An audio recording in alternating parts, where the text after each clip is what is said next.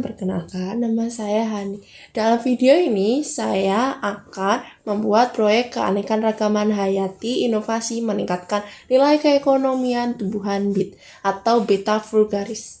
Sebelum membuat, saya akan menjelaskan deskripsi tumbuhan BEET atau Beta vulgaris.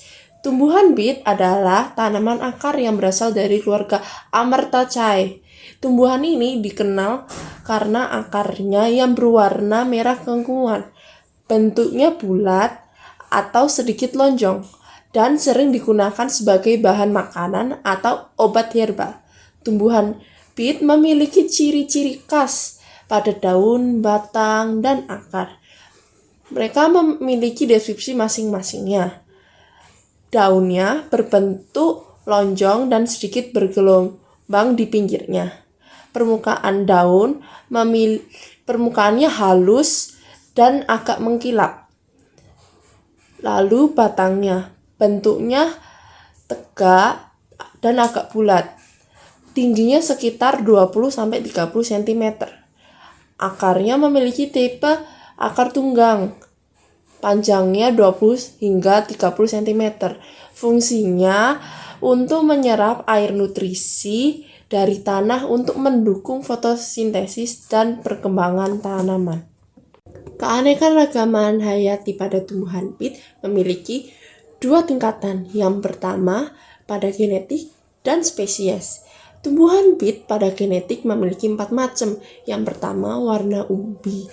BEET memiliki berbagai warna, mulai dari merah tua, merah muda, kuning, hingga putih. Perbedaan warna ini disebabkan oleh perbedaan alel pada gen yang mengontrol produksi pigmen. Yang kedua, bentuk akar. Bentuk akar BEET juga beragam, ada yang bulat, lonjong, dan silinder. Perbedaan ini dipengaruhi oleh kombinasi alel pada beberapa gen yang mengatur pertumbuhan akar. Yang ketiga, ukuran. Ukuran BEET juga bervariasi, ada yang kecil, sedang, dan besar. Perbedaan ukuran ini dipengaruhi oleh kombinasi alel pada gen mengatur pertumbuhan sel. Yang keempat, kandungan nutrisi. Kandungan nutrisi pada BEET seperti kadar gula, vitamin, dan mineral juga variasi antara varietas. Perbedaan ini disebabkan oleh perbedaan alel pada gen yang mengontrol metabolisme tanaman.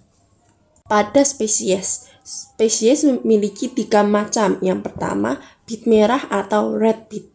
Karakteristik ini, umbi berwarna merah tua hingga merah muda, sering digunakan sebagai sayuran dan sumber pewarna alami.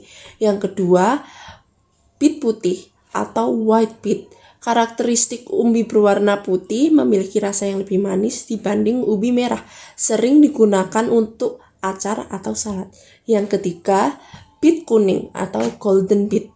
Karakteristiknya, umbi berwarna kuning cerah, memiliki rasa yang unik dan sedikit manis. Sering digunakan sebagai bahan masakan yang menarik. Tumbuhan BEET memiliki taksonomi. Yang pertama, domain itu Eukaryota. Yang kedua, kingdom itu Plantae. Yang ketiga, divisi atau Tracheota. Yang keempat, kelas atau Manoliopsida. Yang kelima, ordo yaitu Caryopolales. Yang keenam, familinya Marataceae. Yang ketujuh, genusnya Beta. Yang ke-8, spesiesnya itu Beta vulgaris. Tumbuhan BEET juga memiliki nilai keanekaragaman hayati. Ada 4 nilai. Yang pertama, nilai ekonomi. Yang kedua, biologis atau ekologis. Yang ketiga, ilmiah. Yang keempat, nilai estetis.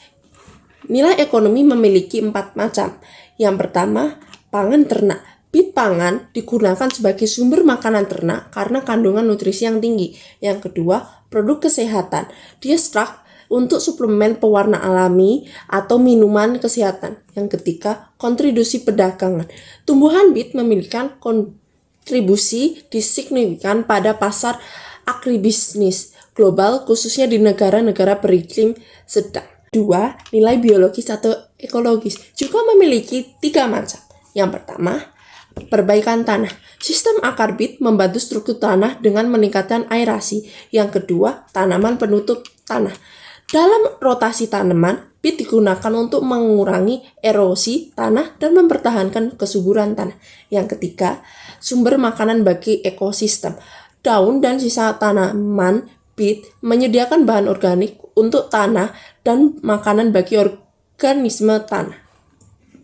Lalu, yang ketiga, nilai ilmiah juga memiliki 3 macam. Yang pertama, penelitian genetik. Peat merupakan model penting dalam studi genetik dan fisiologi tumbuhan, terutama dalam adaptasi terhadap lingkungan dan kandungan gula.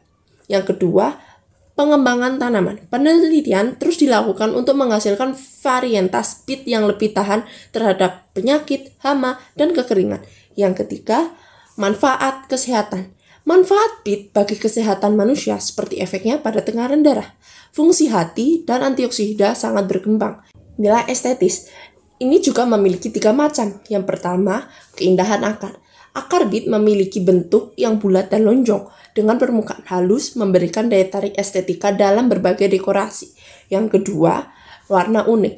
Peat memiliki warna keunguan yang mencolok dari pigmen betaline yang digunakan sebagai pewarna alami dan memberikan estetika pada makanan atau produk olahan. Yang ketiga, tampilan akar. Akar berbentuk bulat atau lonjong sering dimanfaatkan sebagai dekorasi hidangan atau tanaman. Yang saya jelaskan tadi, saya membuat proyek inovasi yang berjudul Inovasi Pengolahan Pangan Berbasis Peat untuk meningkatkan nilai ekonomi dan kesehatan. Latar belakangnya, peat adalah salah satu tanaman yang memiliki potensi besar sebagai bahan pangan. Tetapi pemanfaatan Indonesia masih terbatas, padahal peat kaya akan nutrisi seperti vitamin, mineral, serat, dan antioksida yang bermanfaat bagi kesehatan, termasuk menjaga tekanan darah dan meningkatkan daya tahan tubuh. Namun, meskipun memiliki manfaat tersebut, peat belum banyak dikenal sebagai bahan makanan olahan yang dapat dikonsumsi secara luas oleh masyarakat. Tujuan saya membuat produk inovasi ini ada 3. Yang pertama, meningkatkan kesehatan. Yang saya jelaskan tadi, saya membuat proyek inovasi yang berjudul Inovasi Pengolahan Pangan Berbasis Peat Meningkatkan Nilai Ekonomi dan Kesehatan. Latar belakangnya, peat atau Beta vulgaris adalah salah satu tanaman yang memiliki potensi besar sebagai bahan pangan. Tetapi pemanfaatannya di Indonesia masih terbatas. Padahal peat akan kaya nutrisi seperti vitamin, mineral, serat, dan antioksida yang bermanfaat untuk kesehatan, termasuk menjaga tekanan darah dan meningkatkan daya tahan tubuh. Namun, meskipun memiliki manfaat tersebut, peat belum banyak dikenal sebagai bahan makanan olahan yang dapat dikonsumsi secara luas oleh masyarakat. 3. Yang pertama, meningkatkan kesadaran kesehatan masyarakat. Yang kedua, meningkatkan nilai ekonomi peat. Yang ketiga, mengembangkan produk olahan berbahan dasar peat. Lalu, proses pembuatannya, alat-alatnya yaitu ada kompor, mangkok, sendok, timbangan, kukusan, dan spatula. Bahannya ada 3 butir kuning telur, 75 gram gula pasir, 50 gram susu Denko full cream, 100 gram tepung mokaf, 50 gram buah bit yang sudah diparut. Lalu ada 1/2 sendok teh vanili, 35 gram margarin, 150 ml air hangat. Buatan produk inovasi yang pertama, masukkan tepung mokaf, gula pasir, susu Denko full cream, dan tepung maizena. Lalu aduk. Yang kedua, masukkan 3 butir kuning telur, lalu aduk. Yang ketiga, masukkan air hangat, lalu aduk. Yang keempat, masukkan margarin dan bit yang sudah diparut, lalu aduk. Yang kelima, masukkan adonan ke loyang yang sudah dioles mentega. Yang keenam, masukkan loyang yang berisi adonan ke dalam kukusan. Yang ketujuh, tunggu 20 menit lalu angkat. Yang ke-8, tunggu hingga tidak terlalu panas lalu siap dihidangkan. Melakukan pengujian kualitas produk. Ada 3 uji yang harus diuji. Yang pertama, analisis nutrisi. Yang kedua, uji agroleptik. Yang ketiga, mikrobiologi. Yang analisis nutrisi itu mengukur kandungan gizi seperti karbohidrat, protein, mineral, vitamin, dan lemak menggunakan studi pustaka. Cara kerjanya, pertama, identifikasi bahan-bahan yang digunakan. Kedua, mengumpulkan data nilai gizi dari literatur. Yang ketiga, menghitung kandungan gizi tiap bahan. Yang keempat, menjumlahkan kandungan gizi total. Kedua, uji agloleptik. Itu mengadakan uji rasa untuk mendapatkan masukan tentang penampilan, aroma, tekstur, dan rasa. Cara kerjanya, yang pertama, siapkan produk. Yang kedua, pemilihan panelis. Yang ketiga, penyusunan formulir penilaian. Yang keempat, pengujian oleh panelis. Yang kelima, pengolahan data. Lalu yang ketiga, uji mikrobiologi, yaitu melakukan uji kegiatan pangan atau uji daya tahan. Cara kerjanya, yang pertama, siapkan produk. Yang kedua, diamkan produk inovasi beberapa hari atau beberapa jam. Yang ketiga, lihatlah perubahan produk inovasi tersebut. Analisis. Yang pertama, menganalisis uji nutrisi. Ada 6. Yang pertama, kadar karbohidrat yang menghasilkan 147 gram per 100 gram. Yang kedua, kadar protein 14,6 gram per 100 gram. Yang ketiga, kadar lemak 24,4 gram per 100 gram. Yang kelima, ada kadar vitamin C 3,6 gram per 100 gram. Yang keenam, ada vitamin B-G, yaitu 109 gram per 100 gram. Lalu ada kadar serat, yaitu 2,8 gram per 100 gram. Analisis kandungan nutrisi. Kandungan karbohidrat pada kue kukus bit sebesar 147 gram per 100 gram. Ini dapat membantu energi yang cukup untuk mendukung aktivitas sehari-hari. Kandungan protein pada kue kukus bit ini dapat mendukung pertumbuhan otot dan memperkuat sistem imun. Lalu kandungan lemak pada kue kukus bit ini dapat membantu mendukung pertumbuhan otak dan perkembangan sistem syaraf anak. Asalkan lemak yang terkandung adalah lemak yang sehat. Lalu ada vitamin C. Vitamin C pada kue kukus ini dapat membantu meningkatkan daya tahan tubuh anak. Lalu ada vitamin B, G. Ini dapat membantu pertumbuhan dan perkembangan sel tumbuh.